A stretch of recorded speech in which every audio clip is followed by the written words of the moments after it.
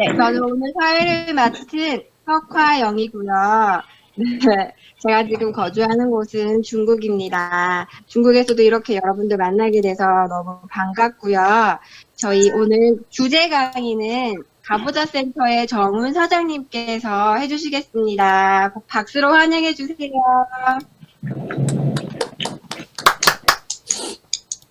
네, 정훈 사장님. 안녕하세요. 광주 가부자센터 세일즈 마스터 정운입니다.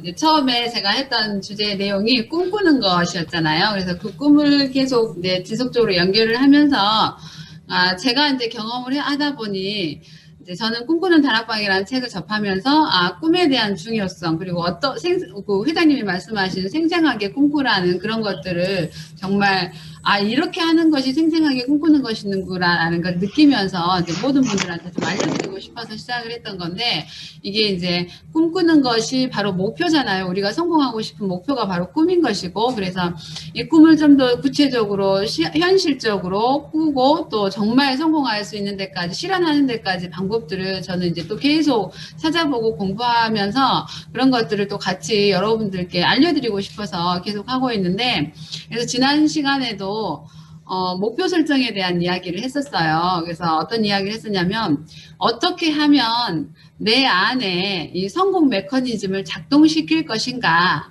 중요한 점은 우리가 인간은 우리 모두 성공하기 위해서 또 나름대로 목표가 있기 때문에 이 자리에 다 모이신 것들이잖아요. 모이셨잖아요. 그래서 인간의 정신 활동과 활동을 지배하는 것은 잠재의식에 있고, 이 목표를 설정하는 것 자체를 잠재의식 속에 넣어서 나의 성공을 집어넣는 과정이라고 말씀을 드렸었어요. 그래서 성공할 것이라고 믿으면 반드시 그렇게 된다 라고 하는 자기 충족적 예언 이론도 이야기를 해드렸었어요. 그래서 자기 충족적 예언의 그 예를 여러 가지를 드렸었는데, 그 중에 플라시보 효과를 말씀을 드렸었는데, 플라시보 효과는 많은 분들이 잘 알고 계실 거예요. 그래서 위약 효과라고도 하는데, 이 플라시보 효과는 원래는 이제 그 프랑스에 약사가 있었어요. 그래서 이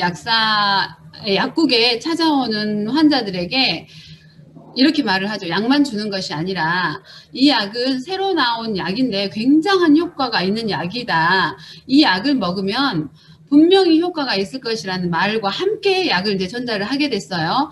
그랬을 때, 그러지 않았을 때, 그냥 약만 전달했을 때와 이렇게 긍정적인 말을 환자들에게 함께 전달했을 때 질병의 치료가 훨씬 많다는 것을 알게 되었어요. 이게 바로 플라시보 효과이고 위약 효과, 이것도 쿠에이즘이라고도 말을 해요. 그래서 이 쿠에이즘에 질병 치료에만 적용이 되는 게 아니라 모든 영역에 적용이 된 것이죠.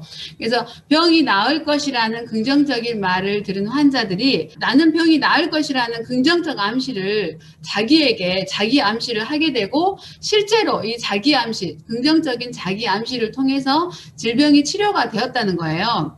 그래서 이 긍정적인 자기 암시가 잠재의식으로 들어가서 성공 메커니즘이 작동이 된 것이죠.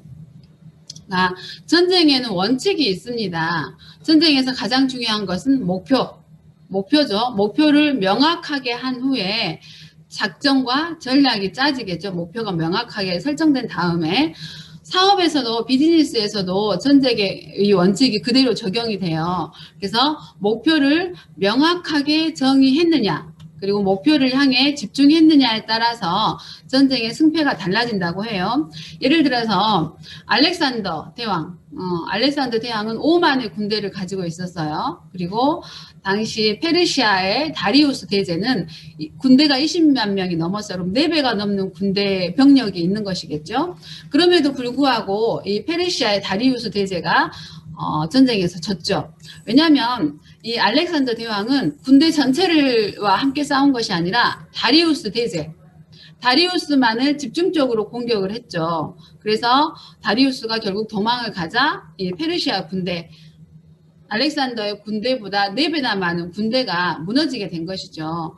알렉산더가 그래서 승리를 하게 되었는데, 알렉산더가 승리하게 된 가장 중요한 이유는 목표를 명확하게 했다는 것이에요. 그래서 다리우스 대제를 항복시키겠다라는 목표를 명확하게 했기 때문에, 그리고 그것에 집중을 했기 때문에 승리를 한 것이죠.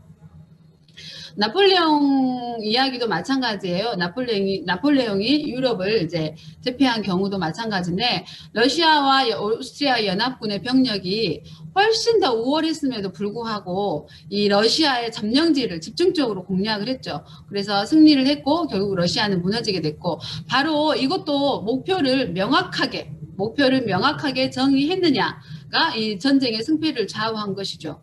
그렇다면 목표가 무엇이냐? 목표는 모든 활동의 지침이 돼요. 그래서 개인이나 조직이, 저 개인 또는 우리 애터미를 하고 있는 모든 애터미 사업자들, 그리고 애터미 우리 회장님, 조직의 목표는 개인이나 조직이 최종적으로 이루려고 하는 성과가 바로 목표인 것이잖아요. 그래서 내가 반드시 뭔가를 하겠다, 나는 오늘 무엇을 하겠다, 이런 것들이 바로 목표가 되는데, 이 목표가 바로 내가 활동하는 모든 행동의 지침이 되는 것이에요. 그리고 앞으로 나아갈 수 있는 에너지가 되는 것이기도 하죠. 그래서 목표가 없다면 행동으로 실천할 수가 없는 것이죠. 현재 의식에서 다이어트를 해서 날씬해져야겠다라고 하는 것은 목표죠. 현재 의식에서 세운 목표지만, 잠재 의식 속에서 오늘만 먹고 오늘까지만, 내일부터 해야지 라고 하면 이 다이어트에는 절대 성공할 수가 없는 것이죠. 또 현재 의식에서는 금연을 하기로 목표를 잡았어요. 하지만 잠재 의식 속에서 내가 어떻게 담배를 끊을 수 있을까? 담배 피워도 안 피워도 폐암 걸려서 죽는 사람이 있고, 담배 피워도 오래 사는 사람이 있고, 이렇게 합리화를 하게 되면 잠재의식과 현재의식이 일치하지 않는 것이 되겠죠. 그래서 잠재의식과 현재의식이 일치하지 않기 때문에 금연에 실패를 하게 돼요. 이렇게 잠재의식과 현재의식이 충돌을 하는 경우 반드시 잠재의식이 이기게 됩니다. 그 이유는 지난 시간에 말씀드린 것처럼 이렇게 현재의식은 10%에 불과해요. 그리고 잠재의식은 이 90%를 차지하고 있기 때문에 잠재의식과 현재의식이 충돌했을 때는 반드시 잠재의식이 이긴다는 것이죠.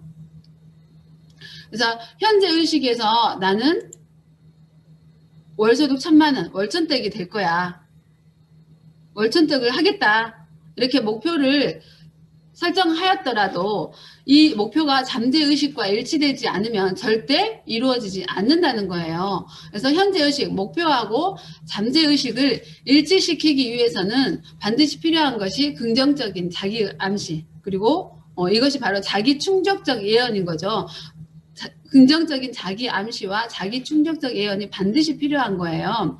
그래서 목표에 대한 긍정적 암시를 잠재의식에 넣으려고 할 때 방해하는 몇 가지가 있어요. 그래서 그거를 우리가 부정적 암시라고 하는데, 부정적 암시의 첫 번째는 바로 자기 자신이에요. 그래서 카네기가 이런 말을 했어요. 부자가 될 수 있는 유일한 방법은 부자가 되겠다는 결심을 하는 것이다 라고 말을 했는데, 나의 인생은 내가 만들어 나가는 것이겠죠. 그래서 이 노인과 두 젊은이라는 이야기가 있는데, 한 노인이 마을에 한 젊은이가 찾아와요. 그래서 찾아와서 물었죠.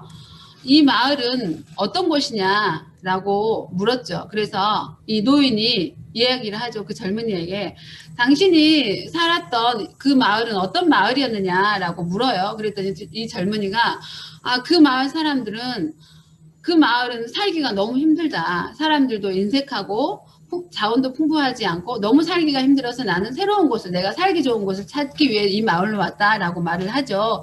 그러니 이 노인이 이 마을도 당신이 살았던 그 마을과 똑같다. 사람들도 인색하고 인정도 없고 먹을 것도 풍부하지 않고, 이렇게 말을 했더니 이 젊은이는 그냥 떠났다는 거예요.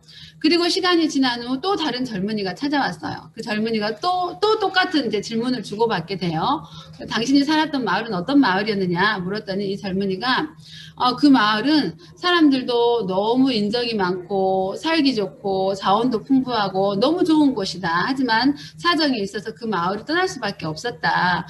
나는 그곳과 똑같은 더 다른 마을을 찾으러 왔다라고 말을 했어요. 하여튼 이 노인이 이 마을도 당신이 전에 살았던 그 마을과 똑같은 곳이다 라고 이제 말을 해주죠. 이 말이 무엇을 의미할까요? 내가 어떤 마음, 내 인생은 내가 만든 것처럼 내가 어떤 마음을 가지고 있느냐에 따라서 어떤 상황이 진행된다는 걸 알 수 있겠죠. 그래서 내가 믿는 만큼 이루어진다는 말이 바로 이 말인 것 같아요. 그 부정적 암시의 두 번째는 가족이 있겠죠. 그래서 남편이나 자녀, 부모들, 비아냥 이런 것들이 부정적 암시가 되겠죠. 그래서 이 부정적 암시를 받아들이면 내 잠재의식에도 부정적 암시가 들어가서 결국은 절대 성공할 수 없는 것이 되고, 이 부정적 암시를 긍정적 암시로 받아들이는 것이 좋겠죠. 그래서 내가 긍정적 암시로 받아들임으로써 가족들에게 반대로 가족들의 잠재의식에 긍정적 암시를 심어주게 되겠죠. 그러면 가족들도 다 모두 동화가 되어서 가족들로부터 또 긍정적 메시지가 나오게 되고, 이렇게 하다 보면 성공을 안 할 수밖에 없겠죠. 할 수밖에 없겠죠.